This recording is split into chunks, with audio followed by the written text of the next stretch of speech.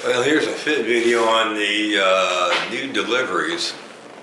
This is the Milko West, obviously. This is the deerskin Milko West.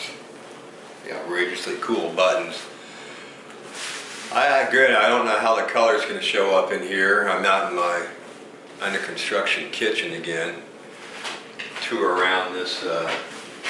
Nothing particularly fancy about the construction on this one. Pretty much standard. It's probably a 46. I don't remember if it's got a size in it. I bought it or was sold as a 40, and it feels like a 46. It's a little big for me, at least as I'm standing here.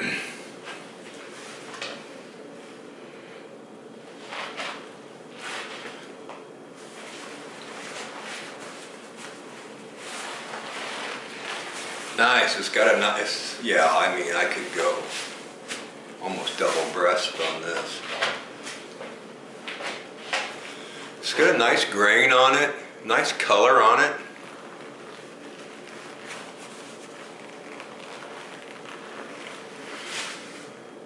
Yeah.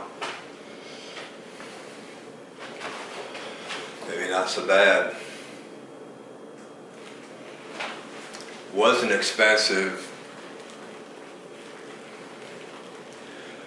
That's probably why I buy too many of these, because they're just not expensive. And then, you know, finding the next owner, if you don't want it, is maybe sometimes a challenge.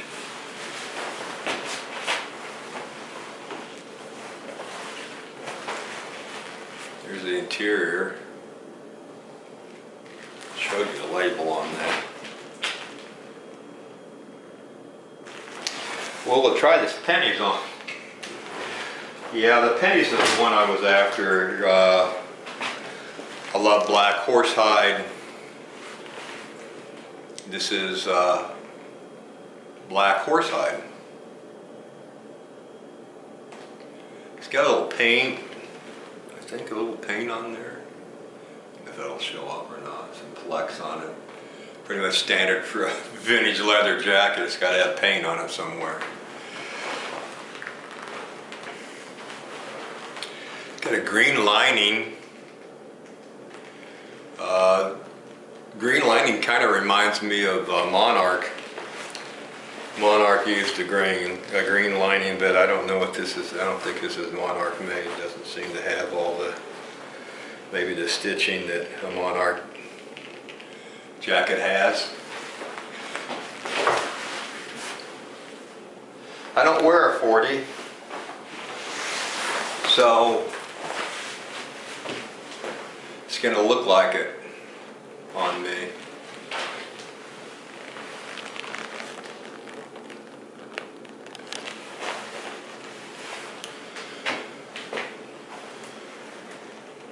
It's got the black down zippers, which I'm not, if I'm experienced, I don't have any question that's original.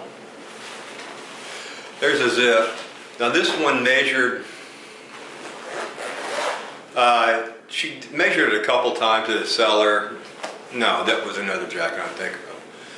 This one was advertised as a 22.5 across the chest.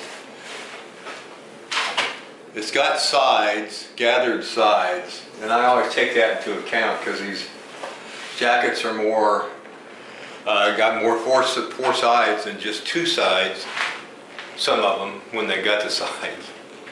And I take that into consideration when I'm buying them or actually selling them. More so buying them because I end up getting in the jackets that others maybe wouldn't wear or think. I think this goes stronger than a 44 to me.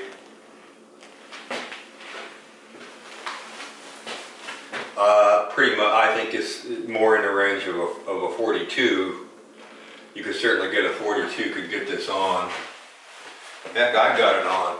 Is this what they call a slim half belt? Or is this too slim a half belt?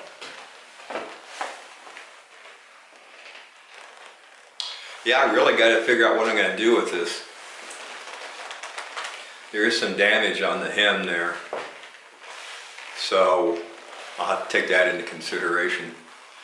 A lot of those things didn't mean a lot to me, but they mean more to other people as far as being able to sell something. And this jacket actually has been priced and at really about top dollar on this one, without going into what it was. Maybe you saw it on eBay. I had to try it on. I like the pennies, I like the square pockets. I like gathered sides. They just make it, I'm just able to get into jackets that I wouldn't necessarily get into otherwise. There it is. Yeah, what do you guys think? Too small, huh? Well, you can see I get it zipped on. Maybe I can lose some more weight. Get down to a size 40, huh?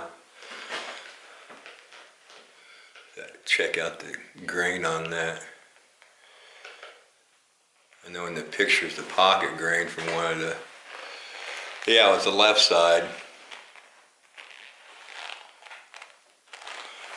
Nothing fancy about the cuffs, fake button cuffs, kind of a chip there. Put some shoe polish on that. And this one doesn't need any, wouldn't need any conditioning.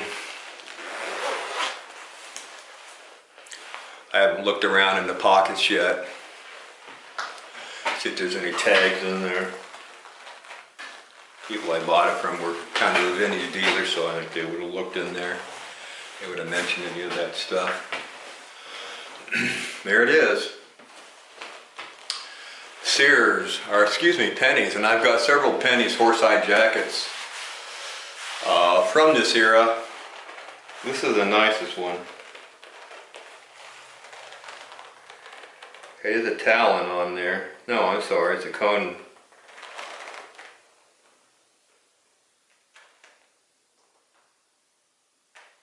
It's a cone mar.